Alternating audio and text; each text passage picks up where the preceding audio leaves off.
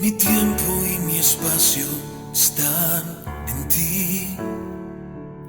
Aunque tu mano me lleve al desierto hoy, tiempo será para mostrar lo que hay dentro de mi corazón.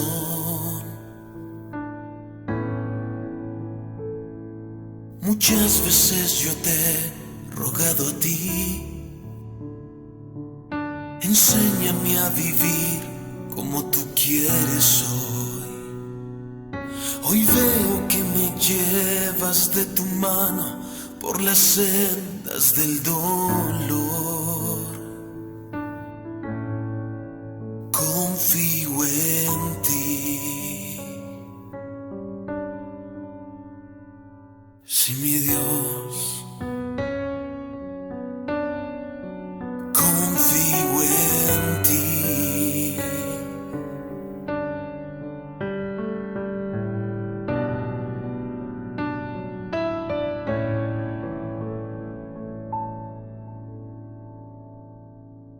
Sé que en este proceso te veré,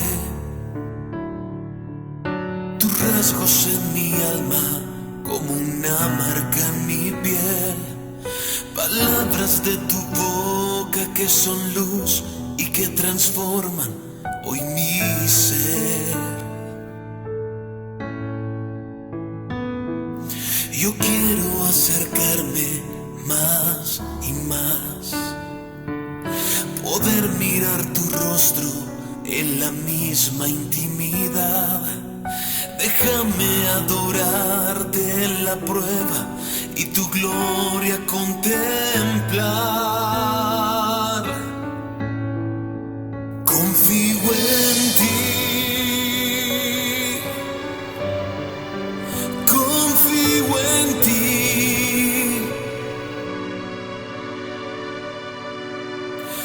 Hubiera desmayado si no creyera más en tu bondad.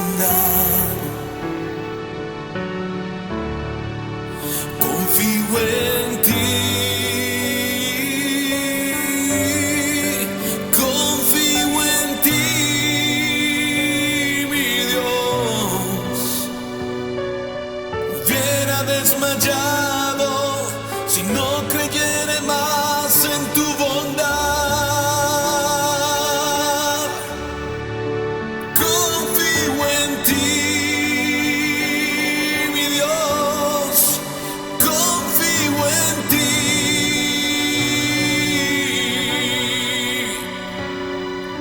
Hubiera desmayado si no creyera más en tu bondad. Oh, mi Dios. Si no creyera más en ti, mi alma hubiese desfallecido, Jesús.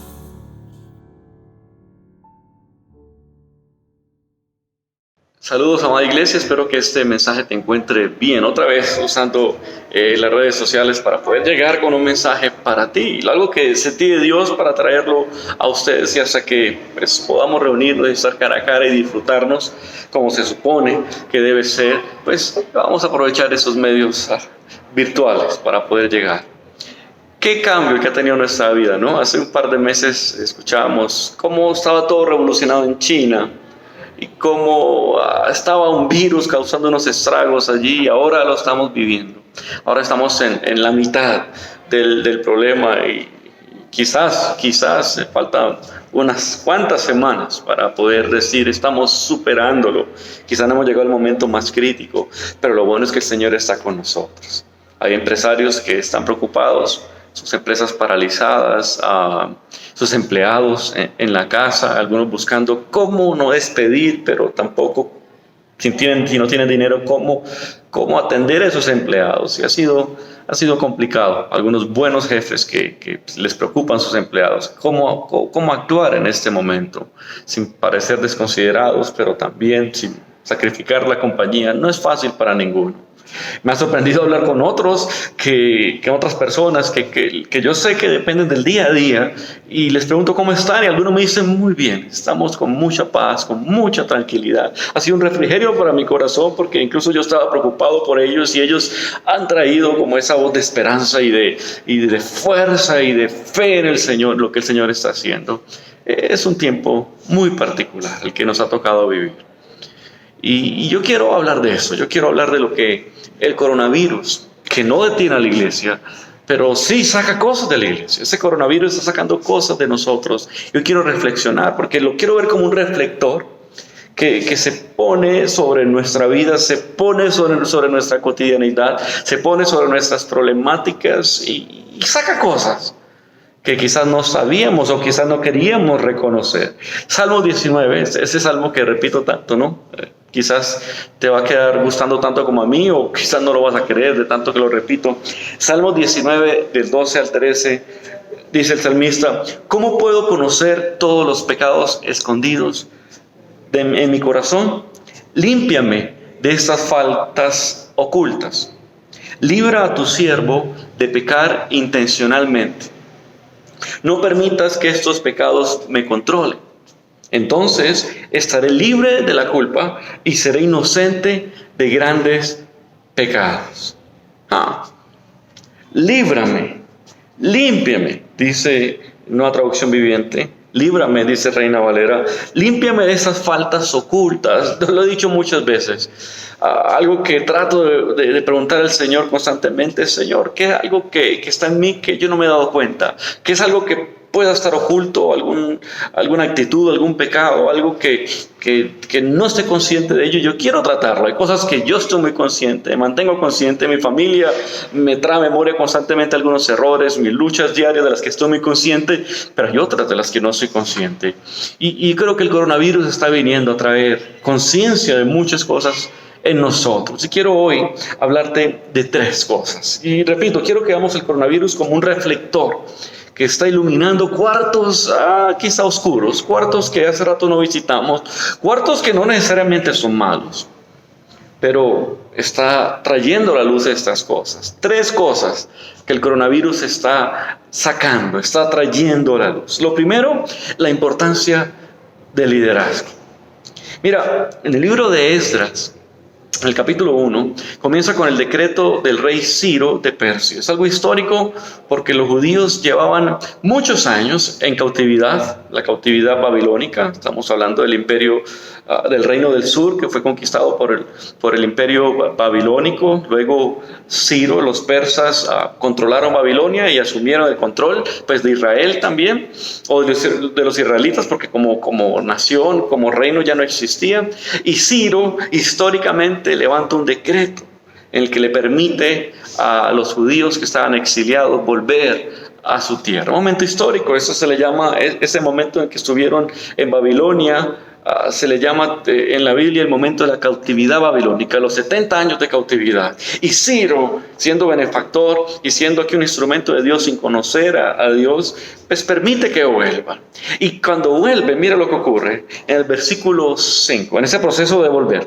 Dice Esdras 1:5: luego Dios movió el corazón de los sacerdotes, de los levitas y de los jefes de las tribus de Judá y de Benjamín para que se fueran a Jerusalén a reconstruir el templo del Señor.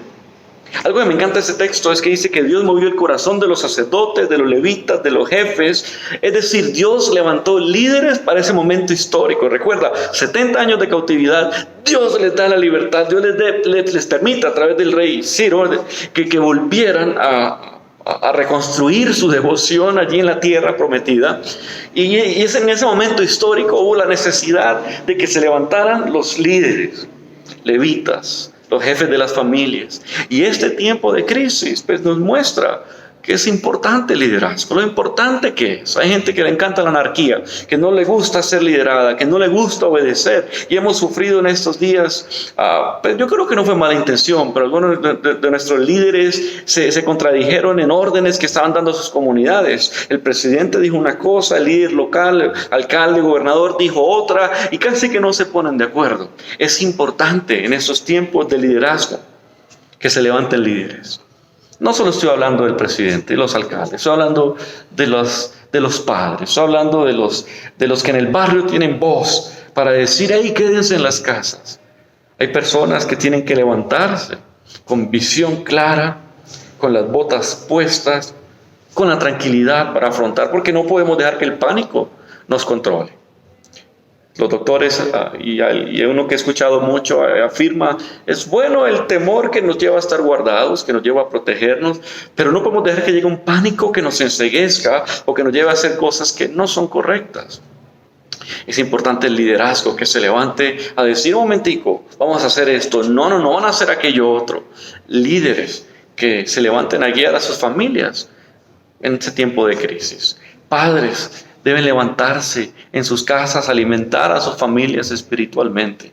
Yo los recomiendo, tengan un tiempo diario de devoción familiar, unos minutos de oración, una lectura de la familia, de la Biblia, leyendo todos como familia. Puede uno leyendo un texto, otro, o alguien leyendo, compartiendo, haciendo preguntas. Es un llamado a que se despierten los líderes que necesitamos que cuando volvamos a nuestra vida normal, pues asuman más su liderazgo, porque reactivar la economía va a exigir mucho.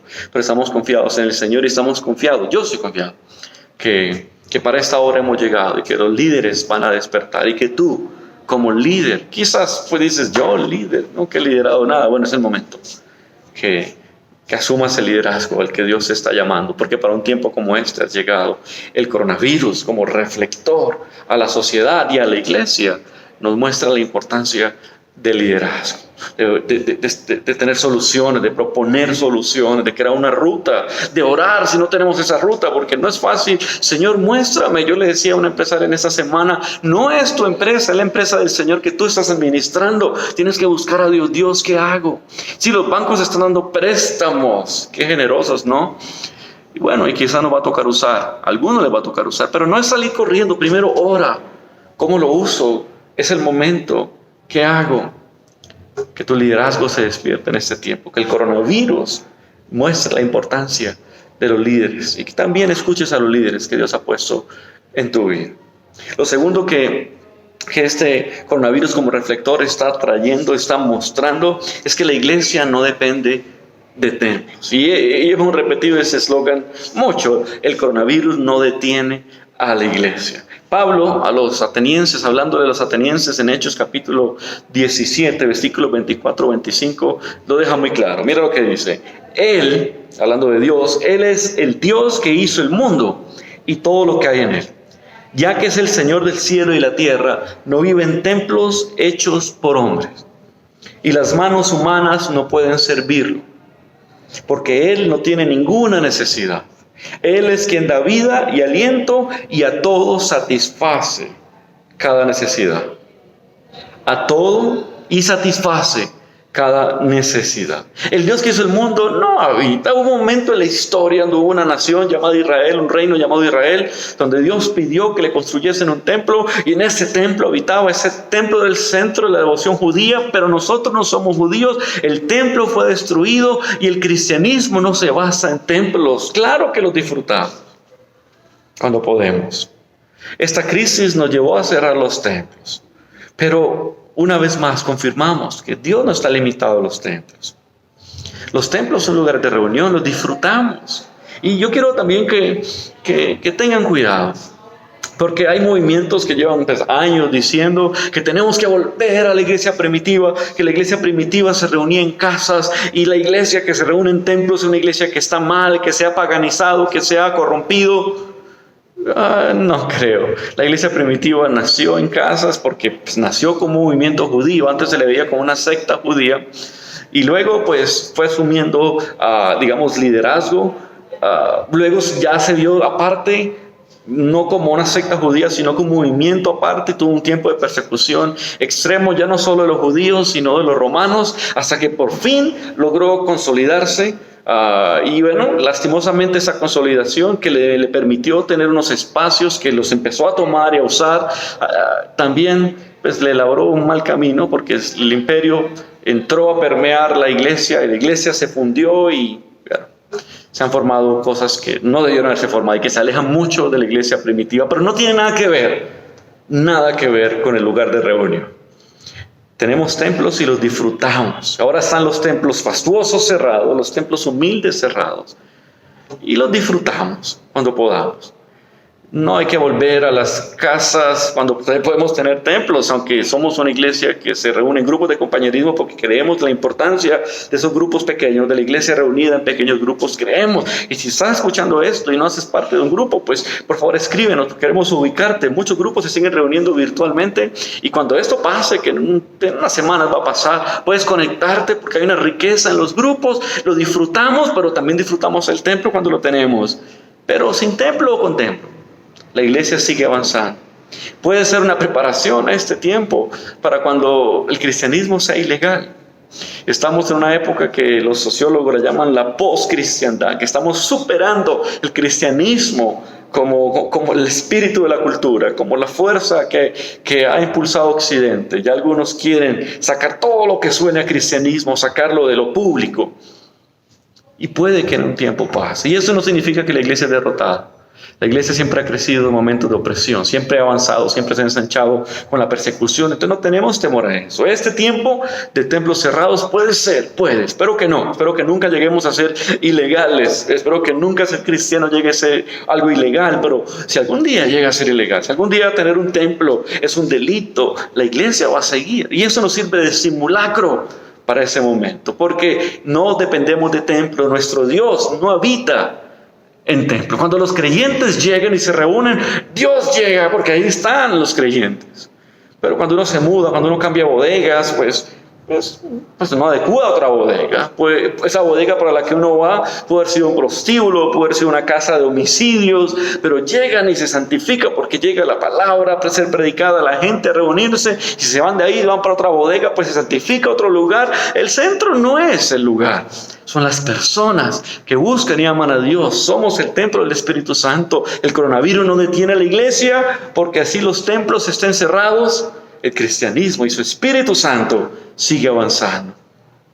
Lo tercero que quiero resaltar, que el coronavirus sirviendo como reflector, señala nuestras vidas y nuestra sociedad, es que la calidad de nuestra espiritualidad sale a la luz. ¿Qué tan buen cristiano soy? Se va a mostrar mucho en este tiempo. Y cuando digo la calidad de nuestra espiritualidad, lo digo en dos aspectos.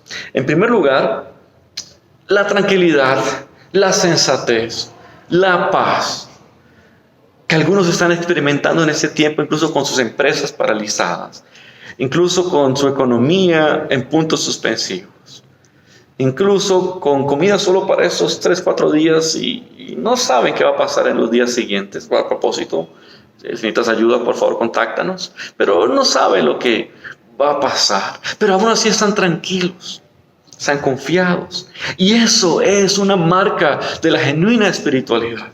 Esos días alguien me escribió, después de la reflexión que estoy haciendo sobre el Salmo 23, y me decía que había entendido por qué estaba tan fresco en medio de esta crisis, que él se pensaba irresponsable o estaba confundido. ¿Por qué estaba tranquilo si todo el mundo estaba preocupado? Y entendió que eso era señal de que estaba aprendiendo a confiar en Dios. Así es. Esta crisis está mostrando qué tanto realmente confiamos en Dios, porque es muy fácil decir que uno cree en Dios y todo está marchando, si las cuentas bancarias están bien, si el trabajo abunda, si la salud está, pero cuando no está, ahí se va a ver mucho la calidad de nuestro cristianismo. Cuando nuestro mundo está siendo alborotado, la paz que podamos tener, la tranquilidad, habla mucho de esa genuina confianza que tenemos en el Señor. Dios quiere que confiemos. Él no niega, y lo he dicho muchas veces, y las reflexiones de esta semana lo he mencionado. Él no niega que habrá dificultades. La muerte va a llegar algún día. La crisis va a ser algo normal de nuestra existencia porque estamos en un mundo caído. Pero lo que Él promete es estar allí, y esa promesa de Él estar allí debe ser un refrigerio para los creyentes. Por eso saca a la luz nuestra espiritualidad. ¿Qué tanto creo eso? ¿Qué tanto estoy viviendo por eso? Por eso que Él me dijo, por esas promesas. ¿Cómo está mi relación con Él? En el segundo aspecto, en segundo lugar, hablo de que el coronavirus es como un reflector a la espiritualidad, porque algunos dicen que no buscan a Dios porque no tienen tiempo. Bueno, que bueno, quizás los doctores y la gente que está en el gobierno y la gente de seguridad y bueno, no solo doctores, enfermeros, todos los que trabajan en salud o cuidando ancianos y quizás gente que está trabajando más que nunca. Pero mucha gente está quieta y mucha de esa gente quizá decía, no tengo tiempo para buscar a Dios. Tengo que trabajar, tengo que hacer esto o aquello. Bueno, ¿cuál es la disculpa ahora? ¿Cuál es tu excusa ahora? Por eso me encanta lo que John Piper dijo una vez. John Piper dijo lo siguiente: las redes sociales tienen un propósito eterno en Dios. Demostrar que era mentira, que no teníamos tiempo para Él. ¿Que no tienes tiempo? Seguro. ¿Cuánto tiempo estás gastando en estos días en televisión, en el internet? ¿Cuánto tiempo? ¿Seguro que es un asunto de tiempo o es un asunto de prioridades o de afectos? Bueno, la buena noticia es que Dios siempre está esperando y Dios siempre está dispuesto a restaurar una relación rota o iniciar algo que nunca ha iniciado. Se me viene a la mente Isaías 55, del 6 al 7. Dice la Biblia: busquen al Señor mientras puedan encontrarlo. Llámenlo ahora mientras está cerca. Que los malvados cambien sus caminos y alejen de sí hasta el más mínimo pensamiento de hacer el mal. Que se vuelvan al Señor para que les tenga misericordia. Sí, vuélvanse a nuestro Dios, porque Él perdonará con generosidad. Eso es un llamado a todos los que están en ese conflicto en Bello. Personas de las bandas que están, de las bandas delincuenciales, de estos grupos armados que están en Bello también en problemas. Dios les está diciendo que los malvados cambien sus caminos y alejen de sí hasta el más mínimo pensamiento de hacer el mal. Que se vuelvan al Señor para que les tenga misericordia. Sí, vuélvense a nuestro Dios, porque Él perdonará con generosidad. Es un tiempo de generosidad, es un tiempo donde Dios nos tiene en pausa, usando un virus potencialmente dañino, para que todos hagamos una pausa, casi todos hagamos una pausa y replanteemos cómo estamos viviendo, cómo están mis prioridades, cómo está mi relación con Dios. Esta semana, haciendo las reflexiones sobre el Salmo 23, en el versículo 5, terminaba el versículo diciendo: mi copa rebosa de bendiciones. Como lo dije, creo que esta crisis trae bendiciones encubiertas. Y una de esas bendiciones encubiertas es que cosas están saliendo a la luz. Claro, no solo cosas malas, pero cosas que en la rutina no nos dábamos cuenta. La calidad de nuestro cristianismo, de nuestra espiritualidad, el llamado al liderazgo que tenemos, y también que así no tengamos templos, la iglesia sigue avanzando, porque el coronavirus no detiene a la iglesia. Los amamos hasta que nos podamos abrazar y ver.